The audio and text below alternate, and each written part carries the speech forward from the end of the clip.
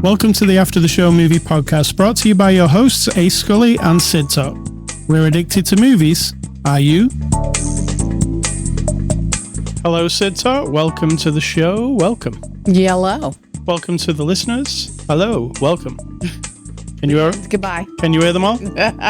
Oh, no, they're listening. They're quietly, politely listening. That is not the before the after the show discussion. It was limited.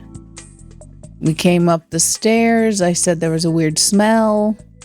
You said there wasn't. You made some tea. And here we are. It's fascinating life. Do you think the smell is a supernatural presence? It could be. It could be. Yeah, I think so. Yeah. Very possible. All right. Let's get on with this thing then. It's Saturday. It's Mamma Jamma. Saturday, June the 13th. This is After the Show, your weekly movie review podcast. And this week on episode 947, we're looking at the movie Hokum. It's a 2026 release, out now on streaming, rated R. Its runtime is 1 hour and 47 minutes, and it's from Neon, who sent us a copy for review. Cidtalk, can you give us a synopsis of the movie Hokum? It's a bunch of hokum. We had to look that word up in case you don't know what it means. You can look it up yourself. I mean, we knew what it meant. I kind of sort of did, but, we had to confirm. Synopsis. A dude who's kind of miserable, for good reason, goes on a quest to kind of accidentally to get some redemption, and in the process finds a witch and a ghost. Spoilers. All right. A horror writer visits an Irish inn to scatter his parents' ashes, unaware the property is said to be haunted by a witch. Spoilers. Yeah. All right, so Hokum, the latest movie from Neon. What did you think, Cidtalk? I enjoyed it. Because I like, it's kind of grungy. It's in this hotel that everything is a bit Old. Not just old. Old I like. It's intentionally like grunge, like black mold kind of feeling everywhere. And I love the guy, Adam Scott, of course, that we love from the show. That one. Severance. And his attitude, I mean, he's miserable, he's kind of rude, but he's kind of brave at the same time. And so I like him. It's just that after a while, the excessive, what did you read about it? It's like a sense of impending doom, yes, gloom. That got a bit like repetitive. The silence before a jump scare or before a not jump scare. It got a bit like, okay, we get it. It's a creepy place. Other than that, I really enjoyed it. I got something in my throat. I'm going to take a drink while you talk. I really liked it. I thought it was a very effective gloom, doom, impending doom movie. Scary? Yeah, but then it gets a bit heavy with it. You think there's too much of it? Well, here's another spoiler alert, I will say. So we have an objective, really, for this dude to find something emotional, right? In himself. Yeah, because of his ashes and his parents. Yeah, and because that turns out to be the whole point, then when you go backwards in my mind, the constant questions of, is this mystical? Is this scary? Is this a witch? Is this a ghost? Is this hotel haunted? Is this guy a creep? It adds up to too much for the payoff for me. Because I don't like movies that leave a question mark where like, ooh, was it all in his mind? Or really? I don't think it was. I know, but the question is there because he's told. So through the movie, we find this dude who's living in the forest.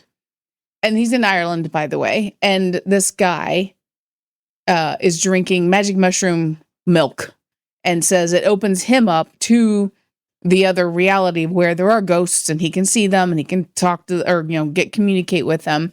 And so we find out later, after all the stuff, when our dude encounters creepy shit, that he has inadvertently, unknowingly drank mushroom powder. What did I say? What when you meet somebody in the woods and they give you a drink and they talk about mushrooms and shit, don't drink the drink. Well, that wasn't the drink. No, but I It was a mean, different I guy. don't trust either drink. Yeah, that's a different guy, though. It is, Did it but to him. yeah. Don't ever trust the drink. So Don't drink a drink from anybody. So when you do the question mark, I don't find it particular intriguing or like, oh, did that really happen or not? I find it lazy. Like I say commit. Don't leave a question mark for everybody. I understand mystery. I like things where you kind of have to figure it out, but this is very in your face. This also does the writer's trope. Like he's a writer. Yeah, he's a writer, yeah. Opens with him writing the story. Yes. I mean, I feel like I've seen that a billion times. Oh, yes. We have bookended the entire movie with his story where he's writing a very bleak story in the beginning. Yeah. And then, of course, this whole experience changes him to not want to write a bleak story. So even though the story is bleak, 89% of it is bleak. Right? Of the story he's writing? No, of the story we're watching as well. I'm talking about the story he's writing. For him not to write a bleak story anymore. Because he said to Fiona, the bartender lady, that his stories end with bleak endings. And she's like, oh, I don't want to read that. Like, I want happy endings. Right. He's not into that because he has this burden, this terrible emotional burden. And it makes sense. Absolutely. And he can't let that. He wants to punish himself and feel miserable forever, and that makes sense as well. And the whole thing kind of lifts for him, and then you're left with, oh, did he just imagine it all? I don't know. I just find it a bit. I never thought, did he imagine it all? Even when he said you drank the mushroom powder? Yeah, I think it really happened. Because when he spoke to the guy at the end in the hospital, he had some facts that were real, right? Facts? I don't want to spoil too much. Okay. But like the hotel, what happened to the hotel really happened to the hotel. I mean, the whole thing was imaginary. You're right. What he saw. No, I don't. I think he saw it. Okay. I don't know why I don't think he saw it, but that place seemed legit terrible. Yeah, but that doesn't mean he sees ghosts and witches. No, but you know what I'm saying? But again, that's why I don't like. I prefer that he did. That makes it more interesting to me. I like open interpretive things, but I don't like it when there's just no rational. I don't know. But other than that, because I like him so much, and I've always liked a witch story, and I've always liked ghost stories. They're not up there with zombies for me. I'm a zombie person, but they're above vampires and other creatures. Yeah. And this has some very spooky, creepy imagery. Absolutely. Like the weird character with the bulging eyes. I can't not see that anymore. Is it Tim Curry? I know he's not well, but I feel like they had him do it. He's not in the cast, so. But there's this bulging eyes character that's just, I don't know. It's like that X-Files episode. Do you know which one I mean? I think so. With that weird, what do you call it? With the eyes, with the puppy eyes. It's in the newish X-Files. Oh, yeah, that. Yeah, that thing. From England that you've shown me. Yeah, that thing. It reminded me of that. And once I saw it, I was like, oh my God, I'm going to dream about that, I think. It's gross. It's just a character he sees, probably like a twisted version of a character he saw on TV as a child. And now it's on again, question mark. And again, comes to the TV and it reads him something very traumatic. Yeah, everything in the movie, I think you've already seen it somewhere else done. Sure. The dumbwaiter is a big plot device in this movie. Feel like you've seen that before in horror films, being trapped inside one, it going down and you not having any idea where you're going to be. Well, I don't know about that specifically, but dumbwaiter in general in a horror movie, sure. And this uses that a lot. And it uses, like, everything goes dark. It's got really good audio, by the way, this movie. Like, everything is very specific. Very good. Even from the very beginning, before the opening credits are running, I said, whoa, that sounds really good. And it went from someone walking from my left, because we have the big speakers on either side of the room, and then in the front and behind us, right? Yeah. And I could hear, it was like someone was right there dragging through the sand, and then it moved to in front of us, and then it filled the whole room. So it was Yeah, really the whole thing's got like a specific, like, they mic'd everything. yeah. So, like, everything, like the noise of that crossbow, or like, it's just all, I don't know, it's to make it heightened, I guess, to do with the mushrooms thing, or, I mean, the whole thing's designed to be heightened and almost annoying. Do you get what I'm saying? Yes. Like too much. There's like a repetition to it that could be annoying to some people. And they'll say, well, that's boring. We see that 5 times. We've seen him going in that room before. But it creates an overall thing. Definitely. It's a place you don't want to be. No, exactly. Yeah. Let's get on to the cast. Adam Scott plays Ohm Bauman. He's the novelist in this scenario. Again, like I say, we've seen that before. But we haven't seen Adam Scott do that before, I don't think. What do you think? Do you like him? I like him. I've only ever seen him in 2 things. And so I liked him in Severance, and I like him in this. He is a similar vibe, but in Severance, he's like a decent, nice-ish, friendly. I mean, if you haven't seen Severance, you have to watch it. I won't tell you about it, but a little bit dry, a little bit like aloof on some level for different reasons. But he also, in this, really reminds me of someone that I have known in my life, like a very specific person who does not give a shit about being friendly or polite or not rude. He just doesn't care. He will act a lot like this guy. Now, this guy, he burned somebody's hand with a hot spoon. Yeah, assault. Yeah. But I've known this person who genuinely thinks everybody's a pain in the ass. Yeah. And the friendliness that everybody has is like a lie. You get the vibe from him. So he did that really well. Like this person who's just sort of... There was times where you was like, oh, please lighten up a little or something. Like, for instance, this guy's a fan of yours. He likes your work. And all you can do is be terrible to him. Exactly. Yeah. He's not like this guy's a bad guy or something. So, yeah, he doesn't really lighten up even at the end so much. So when that guy comes to visit him in the hospital, even that conversation's a bit... That guy's the guy who burned his hand, and still he wanted to be nice to him. Still wanted to be nice to him, but he was still not 100% nice back. Yeah, it's weird. We got Florence Ordesh as Fiona. She's the... What would you call her? She's a bartender. Bartender, yeah. In the hotel. She also works in the hotel. So it's a creepy old hotel, kind of like a Shining hotel.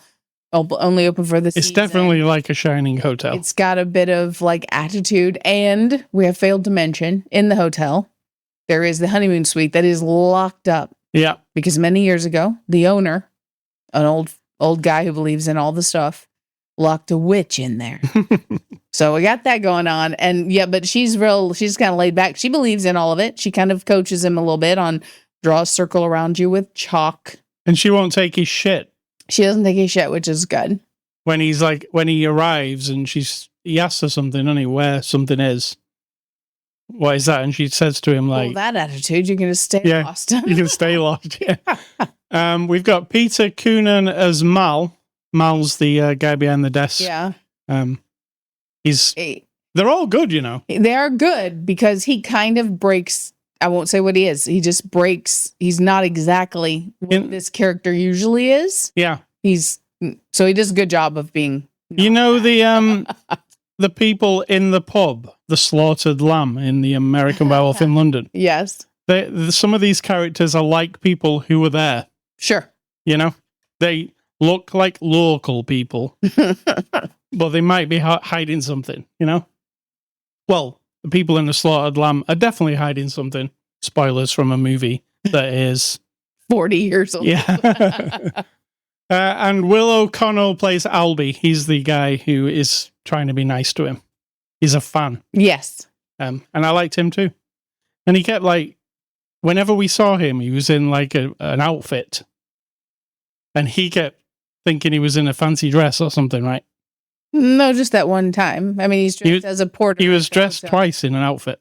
Yeah, no, he was teasing him. I know, yeah. So that's at what I'm the saying. hotel, he had on his uniform to be a porter or, bellboy.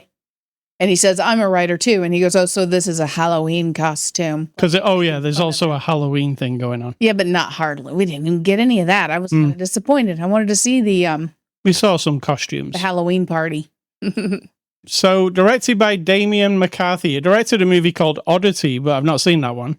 It's another horror movie very recently. So what do you think of this guy's second movie? I enjoy it. Like I said, I really enjoy it. Enjoy. However, it was one of those, and I've said this many times, when you're the person doing the thing, might get a bit blinded or tone deaf to the thing, right? That telling of the story becomes very repetitive, scene after scene after scene after shot after shot after shot without a lot of, to me. So, but other than that, the vibe and atmosphere is great. Correct. I agree. I'm a little bit, the story didn't pay off as much as I wanted it to. Right. I get you. It kind of just ends and then, it's wrapped up a little bit. But like you say, you could think this, you could think that. It's one of those.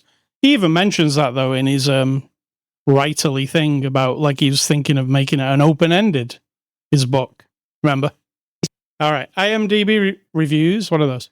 Those are reviews you're going to find people who didn't like this movie at all, and they're going to give it 1 star. And maybe, possibly, somebody's going to say it's a waste of time. I don't know how they could claim this one has any wokeness, as they like to say now, or AI-ness, but maybe. Who knows? First guy says, hire a lighting technician. I couldn't see what was happening in this movie 100% of the time. Oh. Why not light the movie with some lights? There are no lights anywhere. It is just a dark screen. Wow, I didn't have that issue at all, did you? Zero issue with that. I didn't even think about that. I think subconsciously I thought it looked great all the time in the downstairs. Maybe this guy's TV's on the fritz. Maybe, because even downstairs in the darkness, the lighting to show he's in like this really dark, weird basement, I thought it was really well done. So unfortunately, that guy might just had, or guy or gal might have had a bad experience. And we're watching it on a projector, which, a TV would be lighter than a projector. You see what I'm saying? Yeah. Well, we didn't have a problem. All right. Second guy says, total train wreck. If you went into Hokum expecting a horror or a thriller, you're going to be disappointed. It is none of those. The film barely qualifies for either genre, drifting aimlessly with a paper-thin plot and a story that was never developed. That's that one. Course. And the third guy says, where do the good reviews for this come from? The characters are poor, the actors are poor, the storyline is poor. I think it cost €100 to make, and I spent £8.20 and wasted it to watch this. If we are not careful, we won't have pictures left because we refuse to be taken as mugs. Okay. Well, that guy's just offended by, like, the cinema in general. And, like, the whole atmosphere. So, those are the IMDb reviews. Extras, we didn't see any because we watched streaming. Conclusion, I am going to give Hokum a 6 out of 10. I think that, I went to 7 because I feel like because the quality of everything is so It's high, yeah. Even the witch lady is I like her because there's something very specific about how her behavior is. She's not overtly... She's not just like she's kind of two-dimensional, but you can read into how she doesn't just like go for him, and she's not just like randomly. They don't overly use her. No. She's spared, like kept back a bit. So I'll give credit to the goodness of it in general. All right. Thank you to Neon. Next week, we're looking at the new A24 movie starring Anne Hathaway called Mother Mary. It's from the director of A Ghost Story and The Green Knight. Oh. So, Mother Mary. Those are very interesting movies. All right, movie recommendations. I am going to go with, these are 2 Apple TV shows. Number 1 is Widow's Bay that we started watching this week. And I'm hooked. I love it. Me too. But see, one of the things about our marriage and our personalities I have to cope with is that you're not a binger I'm a binger. I'm an excessive personality. I would watch all of them in a row because once I'm in, I'm all the way in. But you're not like that. So we have to just watch one or two, and I'm just like left with like, I like, yeah, well, it's not over even yet, so you know what I mean? It's still airing, so. Yeah. I would have consumed all of that exists already. Well, what Widow's Bay, it's got a lot of similarities to what we just watched, Hokum. Not really, but I know what you're saying. It's got impending doom, gloom. A little bit, but mostly those are the funny. Also, this movie had no funny. No, it did not, but... I mean, uncomfortableness. Let's just say, you know, creatures, that kind of thing. Ghosts and witches. Yeah, very folklore. Weirdly similar. I said, is the folklore of witches and ghosts and all that kind of stuff now the new zombie Walking Dead? It might be if these things do well. Absolutely. Also, yeah, weapons, you could class as that too, right? Yeah. All right, and my second one is another Apple TV show starring Adam Scott called Severance, which is coming up to its 4th season. Excellent show. Excellente. You don't need to know anything about that show, just start watching it. If I tell you what it is about, I don't even think you should know what it's about. Exactly, so I didn't say anything. No, I'm saying that movie, show, Severance. Yeah. Even if you do know what it's about, from a synopsis, you don't know what it's about. Oh. You know? There's a lot going on in that movie. True. Show. All right, and yours are? Mine are going back to all the movies I've ever seen in the adventure genre. And I'm up to the G's. They're not in any particular order except alphabetical because it's easy for me to make a list on the IMDb and go from there. And I'm up to the G's. So I have, and these are not about quality. And this isn't the entire list. I'm just picking so you know what I've seen. So you can be like me and watch them all. So we have, of course, a couple of Bond classics, GoldenEye and Goldfinger. The goldest. Goldfinger. There you go. Are they the two gold? Yeah. No, there's another one. The man with the golden gun. Right. It doesn't start with gold. But so Good Boys, which is really good. Good and Good Boys with the kids. Oh, yeah. Filthy Language kids. Yes. And then we have Good Luck, Have Fun, Don't Die, which we just recently saw, which is also very fun, adventurous. And all the Godzillas from all time. All the Godzillas. Yeah. There's a lot. There's a lot. Yeah. All right. Thank you, Cidtalk. Hey, Scully stuff. I've been playing a game called Frontier Legends, which they sent me a key to play. Mm-hmm. It's an early access game. And if you saw a video or screenshots of this, you would say, are you playing Red Dead Redemption? Because it's it looks the same. I'm not saying it's that kind of quality, but it's a cowboy game, clearly. Let me give you the synopsis off Steam. It says, live your Wild West fantasies in Frontier Legends, an open-world frontier adventure where survival, crafting, and exploration shape your story. Stake your claim, build your place in the West, and uncover what lies beyond the rails. So it's not a survival game. I know they mentioned there that it's a survival game, but it isn't really. You pick a character at the beginning, there's a story. Now, what I want to say about this is I've played Red Dead Redemption and Red Dead Redemption 2.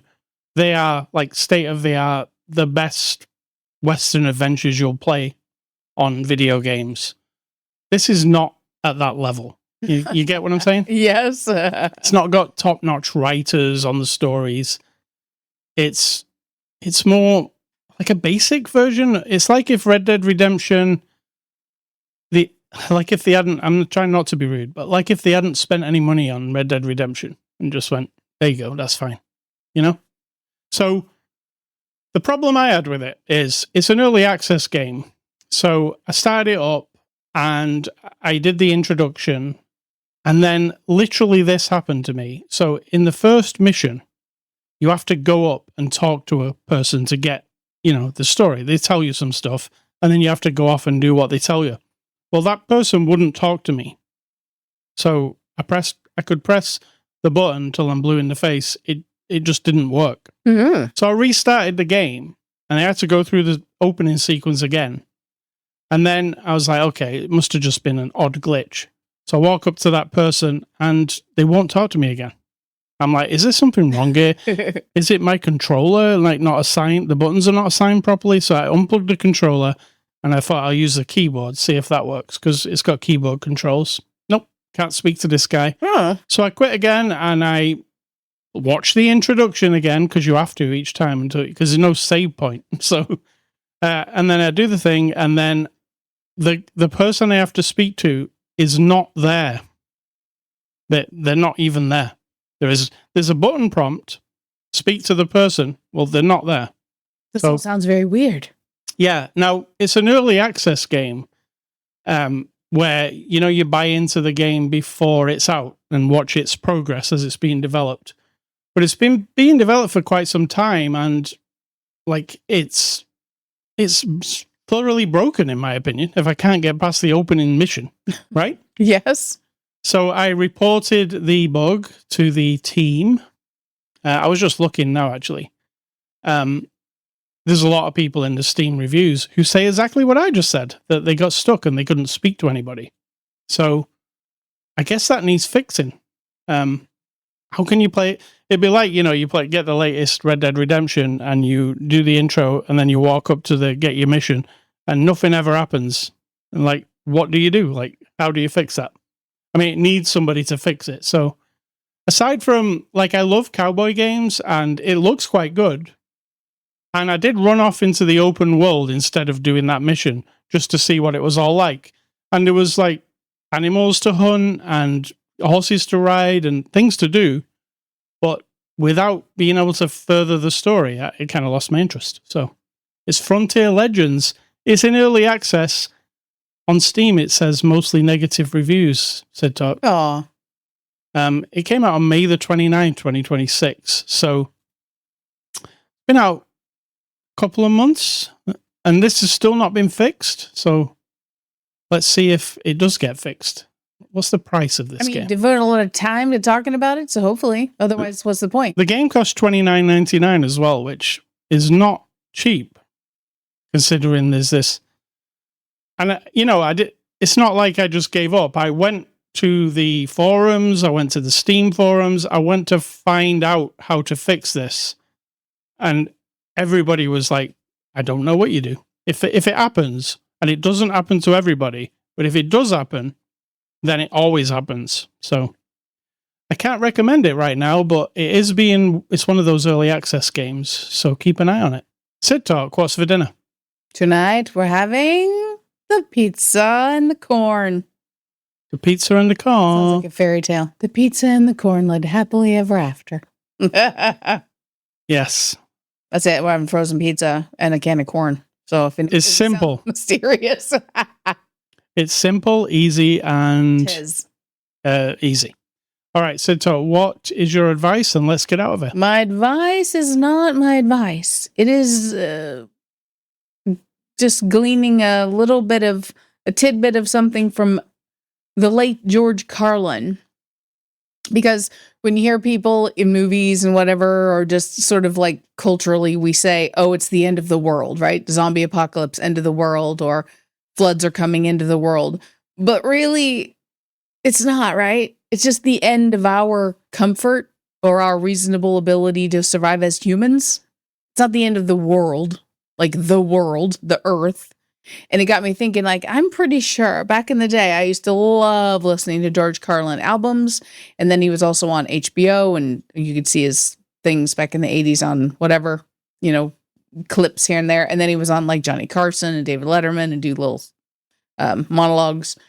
And this one, I was like, I'm pretty sure he had one about this. He does. If you ever want to look it up, it's a whole bit that he does, sort of like a little speech, a little monologue. And it starts with, we're so self-important, everybody's going to save something. So if you want to do a search for this whole speech. But in the end, right, he says, the world will go on because she, the earth, is going to shake us off like a bad case of fleas. And I don't know how old I was when I first saw that. And I'm not an environmentalist, and I'm also not a climate change denier. I'm nothing at all. I just think he's kind of right. what are we going to do to destroy this planet? And if you read this whole thing that he wrote, he does list all the things that this planet has gone through over its entire lifetime, right? And I just find that an interesting that I'm not the only one that it occurs to, or that it has. And I'm in good company, I guess, that when people say, oh, the world is ending. Well, not really. I mean, if we're not here, it'll be fine, right? I'm not wishing for that. I'm just saying. So that is it. All right. Thank you very much. Let me play some music here. All right. X, Instagram, Blue Sky, Threads, TikTok. Those are the social media networks you can find us on. You can also find the podcast on ascully.com, Spotify, iTunes, Amazon Music, YouTube, iHeartRadio, anywhere that podcasts are. Email feedback to me, ascully@ascully.com. Don't email Cidtalk, she doesn't want your email. And stay classy, Mr. Adam Scott. Looking forward to seeing you in something else. Or Scott Adam. Adam Scott, a man with 2 first names. And I'm going to say, think for yourself, because if you're not doing it, someone will do it for you.